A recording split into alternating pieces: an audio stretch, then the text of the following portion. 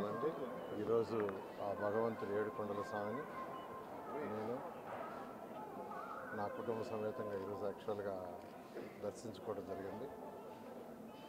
ఈ రాష్ట్రంలో ప్రతి ఒక్కరూ ఆరోగ్యంతో సకల ఐశ్వర్యాలతో ఉండాలని ఆ భగవంతుని కోరుకోవడం జరిగింది. గత ప్రభుత్వంలో ఈ రాష్ట్రం ఆర్థిక పరిస్థితి అతలాకుతమైన విషయం అందరికీ తెలిసిందే.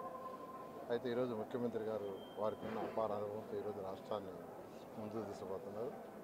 త్వరలో ఈ రాష్ట్రంలో అన్ని విధాల ఆర్థిక పరిస్థితి మెరుగై ప్రతి ఒక్కరూ ఎంతో ఆనందంగా ఉండాలని ఆ భగవంతుని కోరుకుంటున్నారు.